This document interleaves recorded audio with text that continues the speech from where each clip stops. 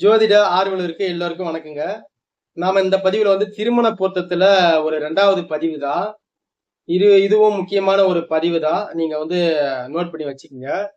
நம்ம ஆல்ரெடி சொன்ன மாரி திருமண பொருத்தத்த பத்தி நெறைய பதிவுகள் போட்டுக்கினே இருக்கலாம். 2 மாசத்துக்கு. அவ்வளவு விஷயங்கள் இருக்குது. அதெல்லாம் ஒரு 2வது பதிவா, ஒரு முக்கியமான பதிவா நான் இந்த தகவல சொல்றேன். சரி. நீங்க திருமண பொருத்தத்துல இந்த நட்சத்திர பொருத்தத்துல முக்கியமான பொருத்தம் நீங்க தினம், கணம் அதுக்கப்புறம் 3வது பொருத்தம் ஸ்ரீ தீர்க்கம். 4வதா யோனி பொருத்தம்னு ஒண்ணு வரும். கேள்விப்பட்டிருப்பீங்க. யோனி பொருத்தம். இந்த யோனி பொருத்தம் எதுக்கு நம்ம பார்க்கிறோம்னா, 2 பேருக்குள்ளயே தாம்பத்தியம். 2 பேருக்குள்ள அரவணைப்பு எப்படி இருக்கும்? தாம்பத்தியம். கலவை 2 பேருக்குள்ள கலவைகள் எப்படி இருக்கும்? அதுதான். 2 பேருக்குள்ள தாம்பத்தியம் எப்படி இருக்கும்? அதுதான் இந்த யோனி பொருத்தம் சொல்லும். இப்ப ஒவ்வொரு நட்சத்திரத்துக்கும் ஒவ்வொரு மிருகங்கள் சொல்லப்பட்டிருக்குங்க. பஞ்சாங்கத்த எடுத்து பார்த்தாலே நமக்கு தெரியும். இந்த நட்சத்திரத்துக்கு இந்த மிருகம்ன்னு. அப்ப ஒவ்வொரு நட்சத்திரத்துக்கும் ஒவ்வொரு மிருகங்கள் சொல்லப்பட்டிருக்கு. அப்ப இந்த மிருகத்துக்கு இந்த மிருகம் பகையா வரும். இப்ப உதாரணத்துக்கு பாம்புக்கு எலி என்ன ஆகும்? பகை. அந்த மாரி எல்லாத்துக்கும் சில மிருகத்துக்கு சில மிருகங்கள் ஆகாது. பூனைக்கும் குரங்கு ஆகுங்களா? ஆகாது. அந்த மாதிரி பகையா பிரிச்சு வச்சிருப்பாங்க. இந்த மிருகத்துக்கு இந்த மிருகம் பகை. சோ இதனால இவங்களுக்குள்ள அந்யோன்யம் கரெக்டா வராது, தாம்பத்தியம் நல்லா இருக்காது அப்படின்ற ஒரு கான்செப்ட்ல அந்த யோனி பொருத்தம் வரும். யோனி பொருத்தம்னா 2 பேருக்குள்ள தாம்பத்தியம், அதான் யோனி. 2 பேருக்குள்ள அரவணைப்பு. இந்த யோனி பொருத்தத்துல என்ன சார் இருக்குது? முக்கியமான குறிப்புன்றாங்களே. நீங்க தான் நட்சத்திர பொருத்தத்தை மட்டும் மெயினா பார்க்காதீங்க, ஜாதகத்தையும் பாருங்கன்னு சொன்னீங்க. இப்ப இந்த கான்செப்ட்ல யோனி பொருத்தத்தை எதோ சொல்றீங்களா சொல்லிட்டு நீங்க கேட்கலாம். அப்படி இல்லைங்க. இதுக்குள்ள ஒரு முக்கியமான ஒரு குறிப்பு இருக்குது. அத சொல்றேன். இப்ப பாருங்க, ஒவ்வொரு நட்சத்திரத்துக்கும் ஒவ்வொரு மிருகத்த பிரிச்சு வச்சுக்கிறாங்க. மொத்தம் 27 நட்சத்திரம். அபிஜித் அப்படின்ற ஒரு நட்சத்திரம் இருக்குது. அது ஆனா சொல்லப்படல. அது நம்ம வேத சாஸ்திரத்துல சொல்லப்பட்டிருக்குது. அபிஜித் நட்சத்திரம். இன்னும் அது சில பேர் பார்க்குறாங்க அபிஜித் நட்சத்திரம். நம்ம அத பத்தி பேச தேவையில்ல. நம்ம இத மட்டும் பார்க்கலாம். அப்ப 27 நட்சத்திரத்துக்கு மிருகங்கள் பிரிக்கப்பட்டுள்ளன. அதுல 27 நட்சத்திரத்துக்கான மிருகங்களும் நம்ம சொல்ல வேண்டியதில்ல. நான் சொல்ற ஒரு குறிப்பிட்ட ஒரு 4 நட்சத்திரம். இத மட்டும் நீங்க கொஞ்சம் உன்னிப்பா பாருங்க. என்னன்னா முதல்ல திருவாதிரைன்னு ஒரு நட்சத்திரம் இருக்குது. திருவாதிரை நட்சத்திரம் அதோடைய மிருகம் என்னன்னு பாத்தீங்கன்னா ஆண் நாய். திருவாதிரை நட்சத்திரத்துடைய மிருகம் என்னன்னு பாத்தீங்கன்னா ஆண் நாய். இந்த நாய் என்ன பண்ணும் நீங்க பார்த்துன்னு இருப்பீங்க. நாயுடைய குணாதிசயம் அதோடைய செயல்பாடுகள்லாம் உங்களுக்கு பிராக்டிகலாவே பார்த்தா தெரியும். எந்நேரமும் ஏதாவது ஒரு மாதத்துல அது கலவில ஈடுபடணும், தாம்பத்திய சுகத்தை அனுபவிக்கணும்ன்ற ஒரு ஈடுபாடு அதுக்குள்ள அதிகமா இருக்கும் நாய்ங்களுக்கு. அதனால்தான் திருவாதிரைய ஆண் நாயா மிருகத்துல பிரிச்சு வச்சுக்கிறாங்க. சரி, இது எதுக்கு சொல்றேன்னா, திருவாதிரை நட்சத்திரத்துல நிறைய பேர் பிறப்பாங்க. ஓகே, இது புரிஞ்சுக்கோங்க ஜஸ்ட். திருவாதிரை நட்சத்திரத்துக்கு ஆண் நாய் நம்ம ஜோதிட சாஸ்திரத்துல நம்மளுடைய ரிஷிகளும் முனிகளும் இதை குறிப்பிட்டு வச்சிருக்கிறாங்க. இது ஒண்ணு ஆச்சுங்களா? அடுத்து திருவாதிரை அடுத்தது ஆயில்யம். ஆயில்யம் பாத்தீங்கன்னா ஆண் பூனை. பூனையுடைய ஆக்டிவிட்டிலாம் நீங்க பார்த்திருப்பீங்க. நான் குறிப்பிட்டு பெண் பூனை எல்லாம் சொல்லிங்க, ஆண் பூனை. ஆண் பூனை என்ன பண்ணும்? அதுவும் தாம்பத்திய சுகத்துக்கு அலையும். பெண் பூனையை தேடியே போயின்னு இருக்கும். பெண் பூனைக்கெல்லாம் அந்த ஏக்கம் இருக்காது, அதிகமா இருக்காது. ஆண் பூனைக்கு தான் அந்த ஏக்கம் இருக்கும். அப்ப ஆயில்ய நட்சத்திரம் ஆண் பூனை. இதையும் நோட் பண்ணுங்க. அடுத்து போராடம். போராடம் கேள்விப்பட்டிருக்கீங்களா? போராட நட்சத்திரம். போராடத்திற்கு என்ன மிருகம் கொடுத்துக்கிறாங்க பஞ்சாங்கத்துல பாக்குறப்ப மலட்டு பசு, அப்படி இல்லாட்டினா கீரி அப்படின்னு எடுத்துக்கலாம். இது ஆண் கீரியா பெண் கீரியாலாம் சொல்லப்படல. ஆனா பொதுவாக ஒரு அமைப்புல கீரின்னு சொல்லப்பட்டிருக்கு. சரி, நம்ம இதை கீரின்னே எடுத்துக்கலாம். கீருடைய குணாதிசயம் ஆக்டிவிட்டிஸ்லாம் நீங்க பார்த்துதான் தெரியும். அதுக்கெல்லாம் ரொம்ப கோபம் ஜாஸ்தி. தாம்பத்திய சுகம் அந்த கலவை என்பதெல்லாம் அது கிட்ட நம்ம போகவே முடியாது. ரொம்ப கோபம் வரும், தெத்துவோம். அந்த மாதிரி கீருடைய குணாதிசயங்கள்லாம் அப்படி இருக்கும். அடுத்தது பாத்தீங்கன்னா போராடம், உத்திராடம்.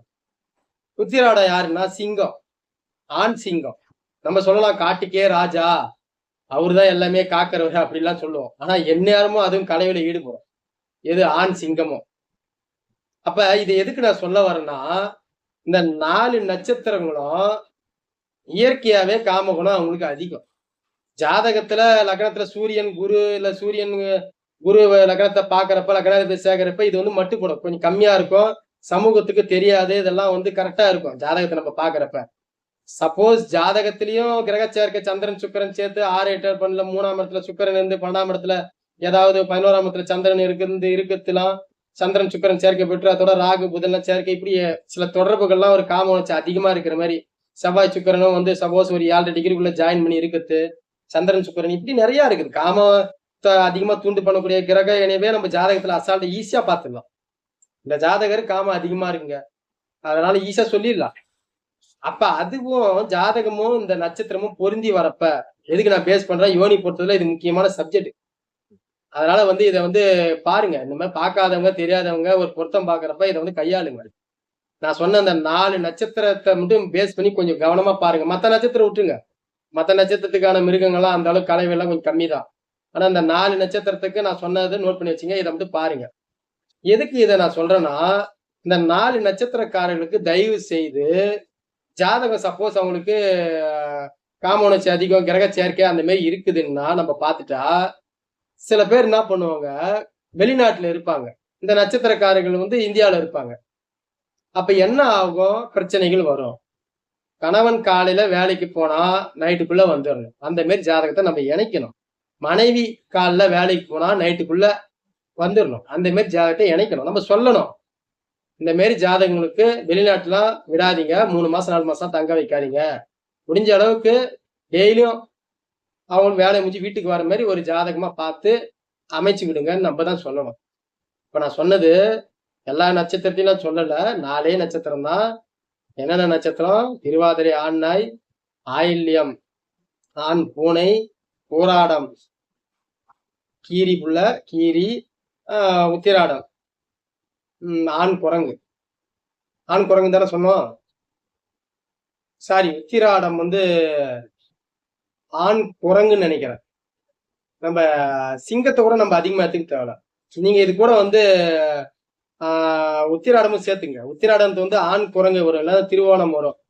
நீங்க பஞ்சாங்கத்தை பார்த்தா அது நட்சத்திரம் தெரியும். நான் வந்து அதை பார்க்கல, இருந்தாலும் எனக்கு தெரிஞ்ச விஷயத்த சொல்றேன். ஆண் குரங்கு எந்த நட்சத்திரம் வருதுன்னு பாருங்க. உத்திராட நட்சத்திரம் தான் வரும். சப்போஸ் திருவோணம் ஏதாவது சிங்கம் வரலாம், திருவோணம் சிங்கமா கூட வரலாம் அந்த நட்சத்திரத்துக்கு. ஆக பஞ்சாங்கத்தை எடுத்து பாத்தீங்கன்னா இந்த நட்சத்திரத்துக்கு இந்த மிருகம், இந்த சிறுசு, இந்த நாடி, இந்த விருட்சம்னு சொல்லிட்டு அது போட்டிருப்பாங்க. இந்த நாடி, இந்த விருட்சம், இந்த தேவகணம் அப்படின்னு போட்டிருப்பாங்க. அதை எடுத்து பாருங்க.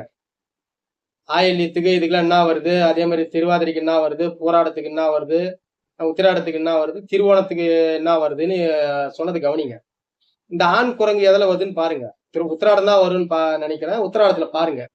ஆண் குரங்கு வந்தா அதையும் உச்சாராப்பாங்க. ஏன்னா ஆண் குரங்குடைய ஆக்டிவிட்டி உங்களுக்கு தெரியும். அதுங்களும் சில சமயம் நிறைய எந்நேரமோ அதுங்களும் கலைவுல ஈடுபடும் எண்ணத்து அதுக்கு அதிகமாவே இருக்கும். அப்ப எதுக்கு இதெல்லாம் நான் சொல்றேன்னா, இந்த நட்சத்திரக்காரர்களுக்கு வெளிநாடுல இருக்கிற மாதிரியே 3 மாசம் கழிச்சு வர மாதிரிலாம் வரனை பார்த்து வைக்காதீங்க.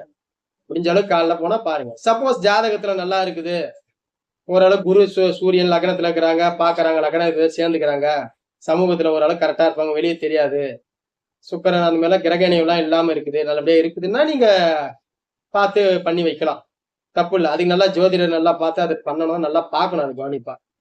சரி நண்பர்களே, உங்களுக்கு இந்த தகவல் வந்து பயனுள்ளதா அமைஞ்சிருக்கும். இனிமேல வந்து இதை கொஞ்சம் பாருங்க, பார்த்து யோனி பொருத்தத்தை கையாளுங்க. நம்ம அடுத்தடுத்து ரஜி பொருத்தம், இன்னும் தின பொருத்தம்லாம் இருக்குது. இதுலயும் முக்கியமான சில குறிப்புகள்லாம் இருக்குது. நம்ம அதெல்லாம் சொல்லலாம், பொறுமையா ஒண்ணுன்னா சொல்லலாம். ஏன்னா எப்பதான் பதிவுகளை போட்டுனுக்குறோம். நம்ம போடுறது பதிவு எல்லாமே ரொம்ப முக்கியமான பதிவு தான் போடுறோம். எல்லா பதிவும் சும்மா போட்டுனுக்குறதுல எது ஆன்மீகத்துல முக்கியமோ சில நீங்க அறியாத சில பதிவுகளை மட்டும்தான் நம்ம சொல்றோம். அது உங்களுக்கு பயனுள்ளதா அமையும். நன்றி நண்பர்களே, அடுத்த வீடியோல சந்திக்கலாம்.